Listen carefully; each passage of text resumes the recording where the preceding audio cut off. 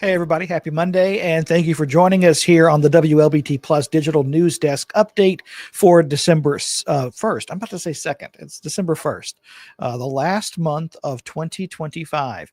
I'm CJ LeMaster, your host and your lead investigative reporter for WLBT.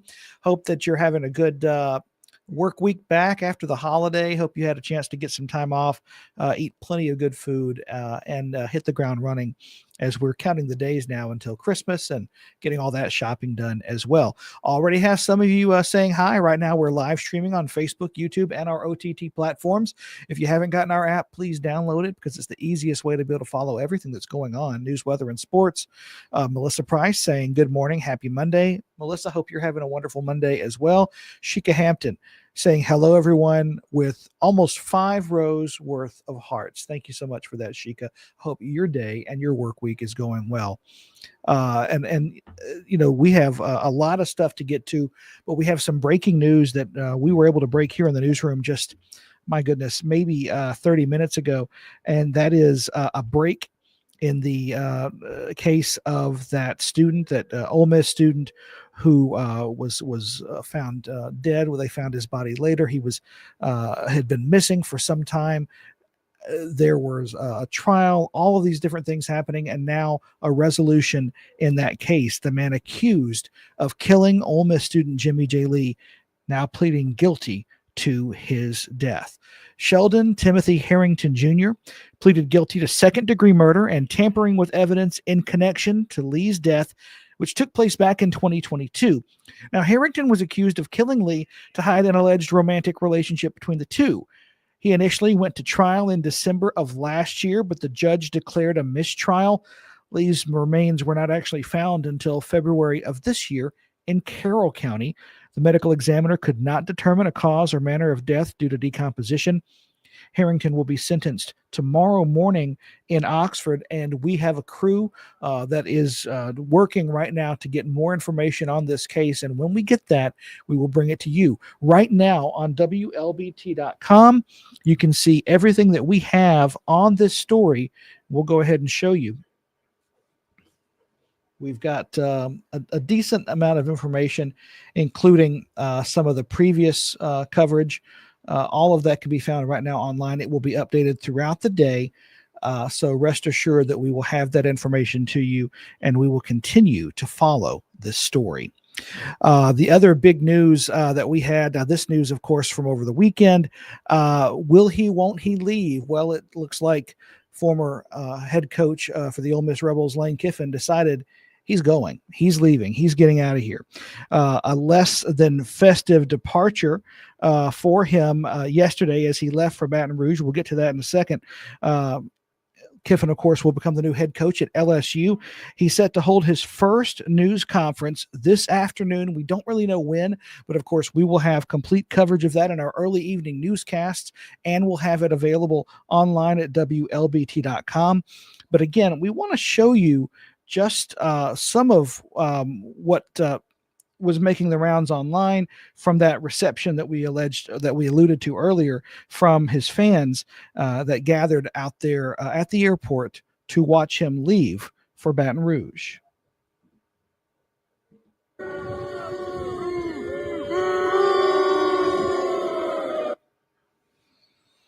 You could hear it all there. Kiffin releasing these plans yesterday after a lot of speculation about what he might do. If you'll remember, he had not given an indication what he was going to do, even in the week leading up to the Egg Bowl on Friday, after the Egg Bowl, pushing a team meeting back Saturday to Sunday to the point to where, a lot of folks didn't know what was going on. And then, of course, releasing this statement, basically saying that he's made his decision after a lot of prayer and time spent with family. He met with his former Rebels before he decided to release this statement. He said he asked Ole Miss leadership for permission to coach the Rebels through the college football playoff, but athletic director Keith Carter said no. LSU is said to be paying Kiffin about $12 million a year, plus incentives that could push the total value of the deal to roughly $90 million, in addition to $25 million in roster bonuses. Kiffin guided Ole Miss to an 11-1 regular season, the best season in the program's history, and a likely berth in the expanded college football playoff. Again, we hope to hear from him this afternoon when he's announced as the new LSU head coach. So who will be heading the Ole Miss Rebels in the time, for the time being going forward? Well, that's going to be Pete Golding, and we will show you his picture. There we go, or his video there. He will be the new head coach at Ole Miss temporarily after 4 years as a starter at Delta State.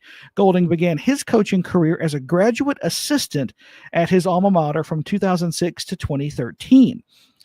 In 2014, he was hired by USM as an assistant coach before taking over as the defensive coordinator at UTSA. That's the University of Texas, San Antonio. Nick Saban brought him to Alabama in 2018 as the Crimson Tide's defensive coordinator, a position he held for 5 seasons. Golding joined the Ole Miss coaching staff 2 years ago. 3 on Your Side is keeping an eye on this story as it develops in Oxford and Baton Rouge, and we will have complete coverage of these results. Of course, a lot of fans, as you might expect, LSU fans excited, a lot of Ole Miss fans not happy, not necessarily because of Kiffin leaving in terms of going for another job, but the way it all transpired and the things that happened. Speculation, of course, that the what he said in terms of wanting to coach the Rebs and Ole Miss's athletic director saying no. There has been continued speculation reported from sporting blogs and some sports journalists that Kiffin was trying to poach members of the Ole Miss Rebels and also some of his assistant coaches. We don't know who all is going with him to LSU until, of course, we have that press conference later today. A couple of folks saying hi and some well wishes. Jan Gibbons Hendon saying happy December. Hope this will be a wonderful month. I really do too. I hope so, Jan. I really am hoping that we see that. Britt saying good afternoon, everyone. Hope you're doing well, Britt. She says Kiffin gone, yippee. I ain't mad at him, though the contract details are nice. Well, if you're a Mississippi State fan, you're not. A lot of State fans are not. I'm not going to say celebrating, but. When things like that happen to your rival, some State fans tend to embellish a little bit and tend to talk a little. There's been some smack talking in the newsroom today, but that's just that's just the way it goes. I think that more than anything, if you're a State fan, I'm a State fan and a State alum. We have had these coaches that were larger than life before. Ours was Dan Mullen, and who decided to leave us unceremoniously as well, though arguably didn't have nearly the record or the talent that Kiffin did. So again, we'll continue to follow that. We're going to be switching gears now to some news that's a little closer to home.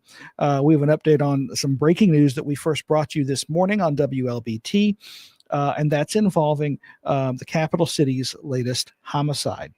I want to make sure we have this video and everything lined up. One person died after a shooting that happened early this morning on Solit Street. Police say 23-year-old James Crowley Jr. was shot multiple times. He was rushed to the hospital, later died from his injuries.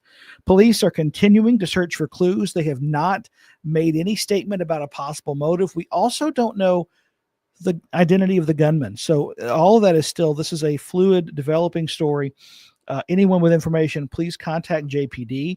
As it stands right now, this is the 68th homicide in the capital cities for 2025, I should say that. And again, when we are looking at those homicides and as we're going through all of this, we base it on the number of killings in the capital city, not necessarily whether or not, Jackson police or Capitol police worked it. If you go right now to WLBT.com and go to our homicide tracker, you can see that we're at 68 for the year, 10 from Capitol Police, 58 from JPD. We're still at a 35% decrease from this time last year. And, as we look at these different, let me do it this way so we can actually scroll this. There we go. If we're looking all time, well, having 68, we're our lowest numbers right now in 8 years, which is amazing. It's very good that we're trending downward in the city. But again, anytime you have loss of life, it is a horrible situation. And, we're praying for the family and hoping that police are able to find who's responsible and get that person. JPD's clearance rate, their solve rate for homicides, very high, higher than the national average. It's upwards of, I think, 87%. It's very high. So no doubt that these detectives will be able to find who's responsible and hopefully bring some closure and justice in those cases. Sheikah Hampton saying, my condolences go out to the family. Yeah. And that's, that's all you can do at this point is just really hope and pray that family gets some answers and some closure. We are also looking into another shooting that police are investigating at a North Jackson apartment complex. This was the scene yesterday at Highland Hills. That's the former North Hill Square complex off Northside Drive, just west of I-55, if you're familiar with the area. Now, this officers had cordoned off part of the property with crime scene tape. At least one person was taken to a hospital. We're still trying to get more information about what happened, and we have reached out to Jackson Police. Of course, whenever we get that information, we'll certainly let you know. Now, one big thing that we've been following for the last year is, I don't know if you remember, we talked about this 3 on Your Side reporting on a groundbreaking for a Hope Economic Empowerment Center here in the capital city. Well, now this is what the building looks like, and we'll show you. The CEO of Hope Credit Union, Bill Bynum, says that the Economic Empowerment Center is the 8th location in the Jackson metro area. This business basically converted a vacant building on I-55 North. If you remember, it's where the Lubies and Fuddruckers used to be, right there, into a hub for community development that will also house state-of-the-art banking services. A ribbon cutting set for tomorrow morning to celebrate the grand opening of the center. And before we let you go, we want to let you know about something really big, could be potentially life-changing, depending on whether or not you, decide to partake. That, of course, is the Powerball. That jackpot right now at $740 million. No ticket matched all 6 numbers in Saturday night's drawing. In fact, nobody has actually won the jackpot since September 6th, when 2 tickets in Missouri and Texas split that $1.8 billion jackpot. The next Powerball drawing is tonight. So if you, think that you might have what it takes to get that jackpot, then try your luck and see what happens. You don't win if you don't play, as they say. We really appreciate you joining us for this edition of the WLBT Plus Digital News Desk Update. We're going to have another update at 2:30 from your First Alert Weather Team, and then our early evening newscast start at 4 p.m. So don't forget about any of that. There are several stories that we are continuing to follow. This guilty plea in the Jimmy J. Lee case from Sheldon Timothy Harrington, of course, is something we're going to continue to follow. Our Quentin Smith is on that, is going to have updates in our later newscasts. And we're also going to continue to follow the situation with Lane Kiffin and what he's going to be planning for Baton Rouge and who he's bringing to LSU. But we thank you for joining us. For everybody here at WLBT, I'm CJ Lemaster, your host and lead investigative reporter. We will leave you with a word from our sponsor, Jackson Water, and we will see you back here tomorrow at 1. Thanks for watching. Time for a neighborly tip from Jackson Water. Is it okay to pour fats, oils, and greases down the drain if I run hot water? No! What if I run the garbage disposal? No! How about if I use dish soap at the same time? No! Instead, hang on to a few containers to store and toss old cooking fat and grease once you're done. Jackson Water. Water for all the time.